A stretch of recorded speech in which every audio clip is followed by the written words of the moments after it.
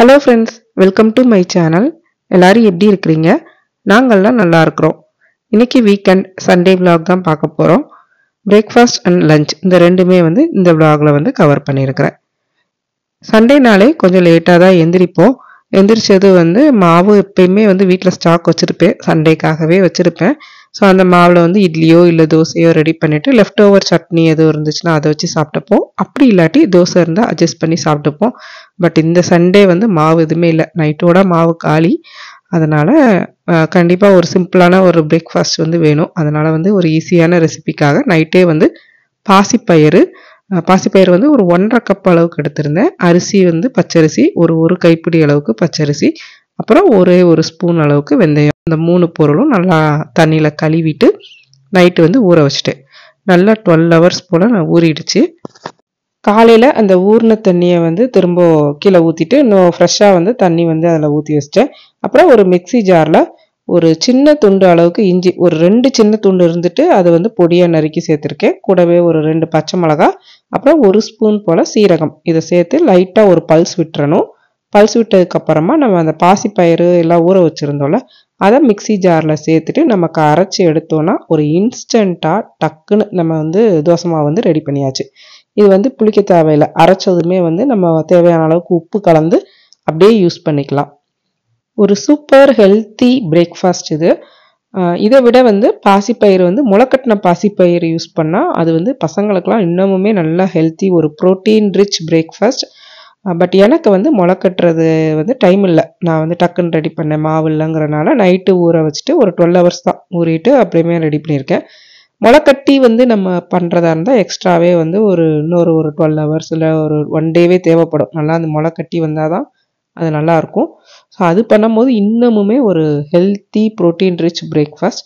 But இதுவும் okay தான். நம்ம நைட்டு இல்லைங்கிறனால நம்ம டக்குன்னு ரெடி பண்ண பிரேக்ஃபாஸ்ட் இது. சைடிஷ்க்கு சட்னி லெஃப்ட் ஓவர் கொஞ்சம் இருந்தது. நைட்டு மல்லி சட்னி தான் வச்சுருந்தேன். அதை ரீஹீட் பண்ணி அப்படியே யூஸ் பண்ணிக்கிட்டோம். தோசை ஊற்றிக்கிட்டு இருக்கும் போதே சைடில் இந்த வீக்கு மாவு அரைக்கணும்ல, இட்லி தோசைக்கு மாவு வேணும். அதனால் அதுக்கும் அரிசி உளுந்து எல்லாம் ஊற வச்சாச்சு. மாவு புளிக்க வைக்கணுன்னே தேவையில்லை. நம்ம டக்குன்னு ரெடி பண்ணக்கூடிய ஒரு ஹெல்த்தி ப்ரோட்டீன் ரிச் பிரேக்ஃபாஸ்ட் தான் இன்றைக்கி மார்னிங்கு. எங்கள் வீட்டில் பசங்களுக்கும் இது அந்த டிஃப்ரென்ஸ்லாம் ஒன்றும் தெரியாது. அவங்க ஏதோ க்ரீன் தோசைன்னு நினச்சிக்கிட்டு சாப்பிட்ருவாங்க. அப்புறம் இங்கே இருக்கிற கோல்ட் கிளைமேட்டுக்கு ஒரு சில பேருக்கு மாவு புளிக்கவே புளிக்காது. அப்போ அந்த மாதிரி டைமில் ஓடிஜியில் லைட் மட்டும் ஆன் பண்ணிவிட்டு மாவை உள்ளே வச்சுருவாங்க. அப்போ தான் ஒரு 12 ஹவர்ஸில் அது புளிச்சு வரும். பட் எனக்கு அந்த பிரச்சனையே இல்லை. நான் ஒரு 12 o'clock மதியானம் ஆட்டி மாவு வச்சுருந்தேன்னா நைட்டு 8 o'clock அந்த டின்னர் டைமுக்கு கரெக்டாக மாவு பொங்கி வந்துடும். அது எப்படின்னே தெரியல. என்னோட அந்த கையில் நாம் மாவு பிணைஞ்சு விடுறதுக்கு என்னன்னு தெரில, அந்த இதான்னு தெரியல. பட் எனக்கு அந்த புளிக்க வைக்கிற ப்ராப்ளமே இருக்காது. நம்ம மதியம் அரைச்சோன்னா அந்த டின்னருக்கு கரெக்டாக இருக்கும். சின்ன பையனுக்கு கொஞ்சம் அன்றைக்கி கோல்டாக இருந்தது, உடம்பு சரியில்லை. அதனால் காலையில் சாப்பிட்டதுமே அவனுக்கு கொஞ்சம் மருந்து கொடுத்துட்டேன். மருந்து கொடுத்துட்டு சண்டே தான் பசங்களை வச்சு ஒரு சில க்ளீனிங் ஒர்க்லாம் பண்ண முடியும். அவங்க அந்த புக்ஸு இதெல்லாம் எடுக்கிறதெல்லாம் அப்படியே ஹாலில் அங்கங்கே பரத்தி போட்டுருவாங்க. ஸோ அதெல்லாம் அவங்கள க்ளீன் பண்ண சொல்லியாச்சு. நான் இந்த மாவு அரைக்கிறதுக்கு முன்னாடி இந்த கிரைண்டர் மிக்சி பின்னாடிலாம் நிறையா அந்த மாவெல்லாம் செதறி இருந்தது கொஞ்சம். அப்புறம் நம்ம காய்கறிகள் கட் பண்ணுறதுல ஏதாவது அந்த வெங்காயத்தோல் குட்டி குட்டி பீசஸ்லாம் ஏதாவது அப்படியே அந்த ஓரத்தில் போய் ஒதுங்கி இருக்கும். ஸோ குட்டியாக இந்த கண்ணுக்கு தெரியாத மாதிரி சின்ன சின்ன டஸ்டெல்லாம் இருக்கும். அதை ஃபுல்லாக கிச்சன்லாம் இந்த மாதிரி பிளேஸ் எல்லாம் ஃபுல்லாக க்ளீன் பண்ணிட்டேன். க்ளீன் பண்ணிவிட்டு அரிசி 3 மணி நேரம் நல்லா ஊறினதுக்கு அப்புறமா நான் அரைக்க போட்டேன். உளுந்து ஒரு 2.5 hours தான் ஊறுச்சு. உளுந்து நம்ம அரைக்கிறதுக்கு எப்படி ஒரு 1/2 an hour ஆகும். ஸோ அரிசி டோட்டலாக 3 hours, உளுந்து அந்த 2.5 hours, ரெண்டையும் ஒரே டைமில் தான் ஊற வச்சேன். பட் 2.5 hours ஆனனுமே நான் உளுந்தை ஃபஸ்ட்டு கிரைண்டரில் ஓட விட்டுட்டேன். இது நான் 20 minutesலேருந்து ஒரு 30 minutes வரைக்கும் நல்லா அரைக்க விட்டுருவேன். அப்பப்போ மட்டும் நம்ம தண்ணி தெளித்து உளுந்து அரைக்கணும். நான் சொன்ன மாதிரி பசங்களும் ஹஸ்பண்டும் கொஞ்சம் ஹவுஸ் கிளீனிங் ஒர்க்கெல்லாம் பார்த்துக்கிட்டு இருந்தாங்க.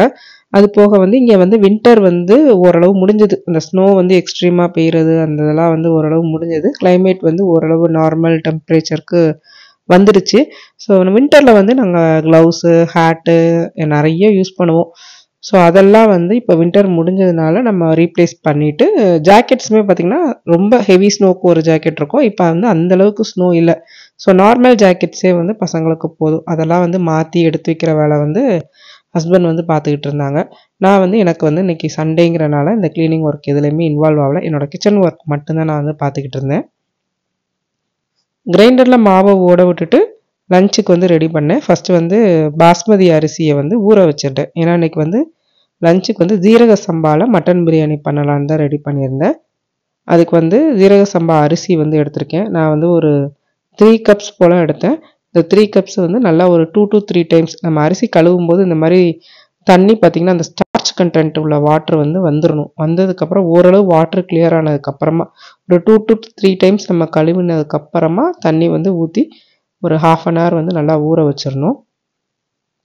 அந்த டைமில் வந்து எனக்கு வந்து உளுந்து வந்து கிரைண்டரில் அரைஞ்சி முடிச்சிருச்சு. அதனால் அதை வந்து எடுத்து வச்சுட்டு அரிசியை ஓட விட்டுட்டேன். காலையிலே வந்து சிக்கன் மட்டன் ரெண்டுமே வந்து ஃப்ரீசர்லேருந்து எடுத்து வச்சுட்டேன். பட் ஆனாலுமே நல்லா அது ஃப்ரோசன் ஆகி இருந்தது. அதனால் வந்து நல்லா இறுகி போன மாதிரி ஆயிடுச்சு. ஸோ அதில் வந்து என்ன பண்ணேன்னா நல்லா வந்து கொஞ்சம் வார்ம் வாட்டர் வந்து ஊற்றி வச்சிட்டேன். வார்ம் வாட்டர் ஊற்றி வைக்கும்போது நமக்கு கொஞ்சம் ஓரளவு அந்த மட்டன் சிக்கன் ரெண்டுமே பிரிக்க முடியும். ஓரளவு அன்ஃப்ரீஸ் பண்ணி நம்ம எடுக்கிறதுக்கு வசதியாக இருக்கும். இங்கே உள்ள இஞ்சி பார்த்திங்கன்னா பெரிய பெரிய இஞ்சியாக இருக்கிற மாதிரி இருக்கும். நம்ம ஊர் பக்கம்லாம் இஞ்சி வாங்கினோன்னா இந்தளவுக்கு பெருசாக இருக்காது. கொஞ்சம் குட்டி குட்டியாக இஞ்சி இருக்கும். நம்ம விரல் மஞ்சள் மாதிரி சைஸ்லலாம் கூட தான் இஞ்சி இருக்கும். அது போக இஞ்சிலே பார்த்திங்கன்னா நல்லா சேரும் சகதியும் இருக்கும். நமக்கு கொஞ்சம் கழுவி க்ளீன் பண்ணுறதுலாம் கஷ்டமாக இருக்கும். ஆனாலுமே அந்த இஞ்சியோட ஸ்மெல் பார்த்திங்கன்னா செம்ம ஸ்மெல் இருக்கும். அந்த ஊர் பக்கம் உள்ள இஞ்சியெல்லாம் அந்த இஞ்சி கட் பண்ணும் போதே அவ்வளோ ஸ்மெல் வரும். அந்த அரோமாவே சூப்பராக இருக்கும். பட் இங்கே உள்ள இஞ்சியில் எனக்கு வந்து அரோமா அந்தளவுக்கு வந்து இங்கே இருக்காது. கொஞ்சம் ஸ்மெல் வந்து கம்மியாக தான் இருக்கும். நம்ம ஊர் பக்கம் இருக்கிற அளவுக்குலாம் இருக்காது. பட் ஆனால் அந்த மண் வந்து எதுவுமே இருக்காது. நமக்கு கழுவுறதுக்கு க்ளீன் பண்ணுறதுக்கு எல்லாமே வந்து ஈஸியாக இருக்கும். இஞ்சி வந்து மொத்தமாக கொஞ்சம் நிறையா குவான்டிட்டி வாங்கிட்டேன். ஸோ அதனால் கொஞ்சம் எக்ஸ்ட்ராவாக இஞ்சி பூண்டு பேஸ்ட் வந்து அரைச்சி ரெடி பண்ணி வைக்கலாம் அப்படின்னு கொஞ்சம் எப்போவும் அரைக்கிறத விட கொஞ்சம் எக்ஸ்ட்ராவாக அரைக்கிறேன். நான் வந்து பல்க் குவான்டிட்டி வந்து அரைக்க மாட்டேன். மோஸ்ட்லி வந்து இந்த 1 வீக்குள்ளே யூஸ் பண்ணிக்கிற மாதிரி தான் அரைப்பேன். இஞ்சி பூண்டு ரெண்டுமே வந்து நான் ஈக்குவல் அமௌண்ட் எடுத்திருக்கேன். ஒரு சில பேர் வந்து 60-40% எடுப்பாங்க. இஞ்சி வந்து 60யும் பூண்டு வந்து 40% எடுப்பாங்க. பட் நான் வந்து ரெண்டுமே ஈக்குவல் அமௌண்ட் எடுத்திருக்கிறேன். இது வந்து அரைக்கிறதுக்கு வந்து எப்படி அரைச்சேன்னா கொஞ்சமாக ஒரு 2லேருந்து ஒரு 3 டேபிள் ஸ்பூன் போல் நம்ம குக்கிங் ஆயில் சேர்த்துட்டு அது கூடவே ஒரு கொஞ்சமாக அதை அரைக்கிறதுக்கு உண்டான தண்ணி மட்டும் நம்ம சேர்த்தாலே போதும். அதை சேர்த்துட்டு நல்லா அரைச்சிட்டு நம்ம எடுத்து வச்சோன்னா நம்ம எண்ணெய் சேர்க்கறதுனால அது வந்து நல்லா வந்து கெட்டு போகாமல் கலர் மாறாமல் அப்படியே வந்து இருக்கும். அந்த இஞ்சியோட கலர் அப்படியே இருக்கும். நம்ம நார்மலாக ஃப்ரீசரில் இல்லாமல் நார்மலாக வெளியில் கூட நம்ம ஃப்ரிட்ஜ்லேயே வந்து வெளியில் ஸ்டோர் பண்ணலாம். ஃப்ரீசரில் வந்து ஸ்டோர் பண்ணணும்னு அவசியம் இல்லை. இஞ்சி பூண்டு பேஸ்ட்டுக்கு ரெடி பண்ணுறக்குள்ளக்கே வந்து மாவு அரைச்சி முடிஞ்சிருச்சு. மாவு வந்து அரிசி நல்லா அரைஞ்சதுக்கப்புறமா நான் ஏற்கனவே ஆல்ரெடி ஆட்டி வச்சுருந்தேன்ல உளுந்து மாவும் அதையும் வந்து அதிலே வந்து சேர்த்துட்டேன். சேர்த்தனா வந்து நம்ம கைட்டை மிக்ஸ் பண்ணணும்னு தேவையில்லை.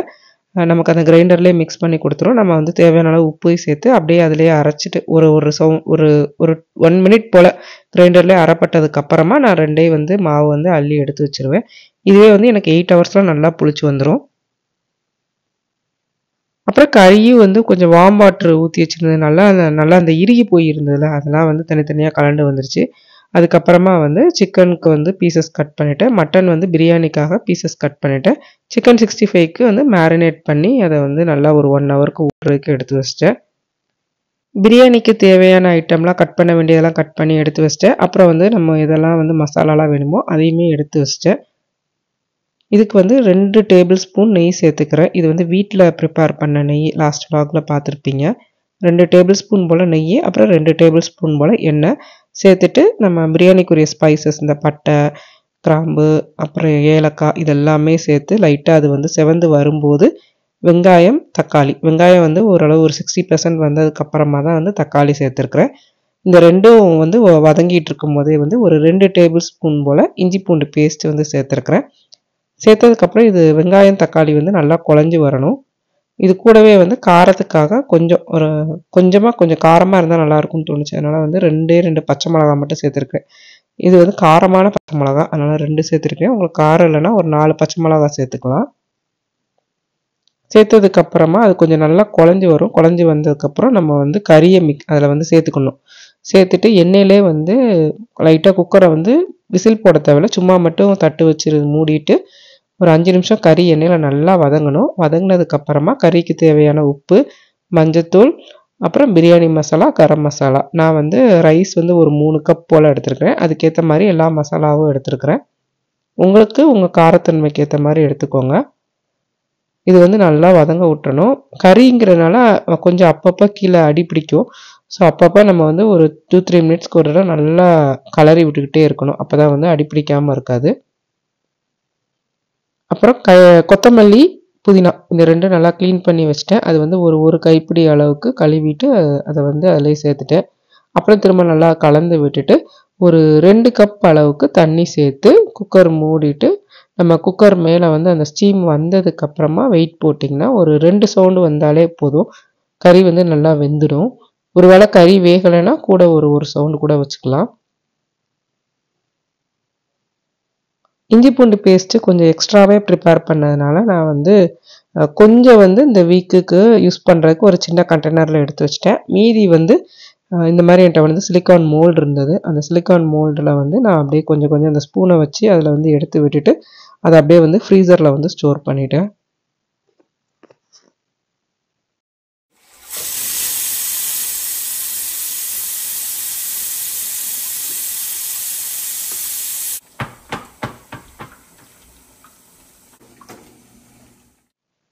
நான் வந்து இந்த சமைக்கிற வேலை முடிக்கிறக்குள்ளக்குமே வீடெல்லாம் க்ளீன் பண்ணிட்டாங்க. ஹஸ்பண்டும் பையனும் சேர்ந்து க்ளீன் பண்ணி முடிச்சிட்டாங்க. குக்கர் சவுண்டு வந்ததுக்கப்புறமா ஆஃப் பண்ணிவிட்டு அந்த சவுண்டு வந்து தானாக அந்த கேஸ் எல்லாம் வந்து ரிலீஸ் ஆனதுக்கப்புறமா தான் நான் வந்து அதிலேருந்து எடுத்தேன். இந்த டைமில் வந்து இந்த ஜீரக சம்பா அரிசியில் இந்த தலப்பாக்கட்டு பிரியாணி மாதிரி செய்யலான்ட்டு தேங்காய் பாலும் எடுத்துருக்கிறேன். தேங்காய் வந்து நான் ட்ரை கோகோனட் தான் யூஸ் பண்ணியிருக்கிறேன்.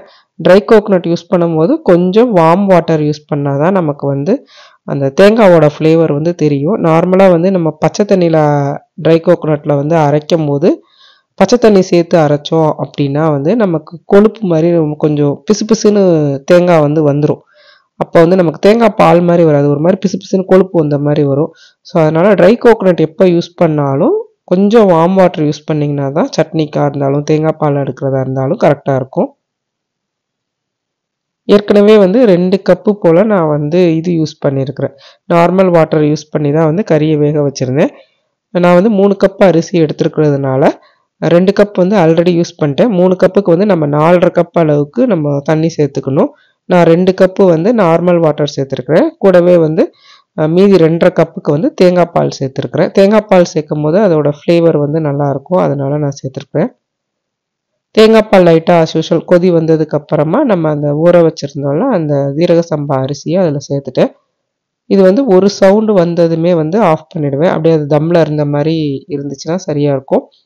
ஆஃப் பண்ணிவிட்டு ஆட்டோமேட்டிக்காக நமக்கு கேஸ் வந்து போனதுக்கப்புறமா ஸ்டீம் ரிலீஸ் பண்ணி விட்டு எடுத்தோம்னா நமக்கு சரியாக இருக்கும்.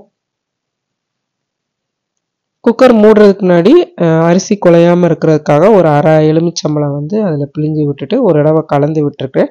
அப்புறம் உப்பு வந்து போட்டுருங்க. நம்ம குக்கர் மூடுறதுக்கு முன்னாடி ஆல்ரெடி கறிக்கு வந்து போட்டிருந்தோம். ஸோ அரிசிக்கு ஏற்ற மாதிரி மட்டும் உப்பு போட்டுட்டு அதுக்கப்புறமா குக்கர் மூடி சவுண்டு வச்சுட்டேன். பிரியாணி ரெடி பண்ணிக்கிட்டு இருக்கும் போதே சைடு பை சைடு வந்து ஒரு சிம்பிளான சிக்கன் கிரேவி ரெடி பண்ணிட்டேன். ஏன்னா டின்னருக்கு வந்து இந்த சிக்கன் கிரேவி வச்சு இட்லி சப்பாத்தி ஏதாவது ரெடி பண்ணிக்கலாம், மாவு ஏற்கனவே அரைச்சி வச்சுருக்கிறதுனால. அப்புறம் வந்து சிக்கன் 65 வந்து நான் ஊற வச்சுருந்தேன்ல, அதையுமே எண்ணெயில் பொரிக்க ஆரம்பிச்சாச்சு. குக்கர் வந்து பெரிய குக்கருங்கிறனால இந்த பக்கம் சைடில் வைக்கும்போது சைடில் இருக்கிற ஐட்டம்ஸ், அதாவது இந்த முன்னாடி உள்ள அடுப்பில் சமைக்கிறதுனால இந்த பக்கம் சைடில் உள்ள ஐட்டம்ஸ்லாம் கவர் ஆக மாட்டேங்கி. அதனால தான் வந்து நான் சிக்கன் கிரேவி இதெல்லாம் போடுறது வந்து நான் வந்து பண்ணப்போ வந்து எடுக்க முடியல என்னால். குக்கர் ஒரு சவுண்டு வந்ததுமே ஆஃப் பண்ணிட்டேன். ஆஃப் பண்ணிவிட்டு லைட்டாக வந்து இந்த மாதிரி கலந்து விட்டுட்டேன். ஸோ நான் லாஸ்ட் வீடியோலேயே சொன்ன மாதிரி எனக்கு வந்து அந்த குக்கரோட பேஸ் வந்து கொஞ்சம் பெருசாக இருக்குது, என்னோடய அடுப்பை விட பெருசாக இருக்குது. அதனால் லைட்டாக கலந்து விட்டுட்டு அப்படியே வந்து தம்லே வந்து விட்டுட்டேன். ஒரு 10 to 15 மினிட்ஸ் தம்லே இருந்ததுக்கப்புறமா நமக்கு வந்து சாப்பாடு ரெடி ஆகிடும். நான் கிச்சன் ஒர்க் முடித்து சமைச்சு முடிச்சதுமே வந்து இந்த எடுத்து வைக்கிற ஒர்க் எல்லாமே பெரிய பையன் வந்து அழகாக எடுத்துகிட்டு வந்துடுவான். என்னென்ன வேணுமோ அதை கரெக்டாக எடுத்துகிட்டு வந்துடுவான். ஒரு சூப்பரான ஜீரக சம்பா மட்டன் பிரியாணி தேங்காய் பால் சேர்த்து பண்ணது. ஸோ ஒரு சிம்பிளான ரெசிபி தான் இது. தேங்காய் பால் சேர்த்ததுனால ஒரு நல்ல ரிச் டேஸ்ட் இருந்தது இன்றைக்கி. என்னோடய பசங்களுக்கும் இன்றைக்கி வந்து பிரியாணி ரொம்ப பிடிச்சிருந்தது. கொஞ்சமாக ஒயிட் ரைஸ் வச்சுருந்தேன் பெரிய பையனுக்காக. பட் அவனுக்கு பிரியாணி பிடிச்சதுனால அவன் அதவே வச்சு சாப்பிட்டுக்கிட்டான். இன்றைக்கி இது வந்து மோஜிட்டோ. என்னோட பெரிய பையன் வந்து இந்த மாதிரி பிரியாணி இந்த மாதிரி சமைக்கிற நேரத்தில் வந்து அவனுக்கு வந்து மோஜிட்டோ பண்ணுறது பிடிக்கும். ஸோ இது வந்து அவன் தான் வந்து ஸ்ப்ரைட் யூஸ் பண்ணி வந்து எனக்கு பண்ணி கொடுத்துருந்தான். ஸோ அப்புறமா ஆஸ் யூஷுவல் ஒரு குட்டி ஸ்லீப்பு. நம்ம சண்டேனாலே சாப்பிட்டு முடிச்சு தூங்கினா தானே அந்த டே வந்து கம்ப்ளீட் ஆகும். ஸோ தூங்கி முடிச்சுட்டு அதுக்கப்புறமா ஆஸ் யூஷுவல் ஈவினிங் பசங்களோட ஸ்டடி டைம். இந்த விலாக் உங்களுக்கு பிடிச்சிருந்தா லைக் பண்ணுங்கள். இன்னொரு இன்ட்ரெஸ்டிங்கான விலாகில் பார்க்கலாம். பாய்.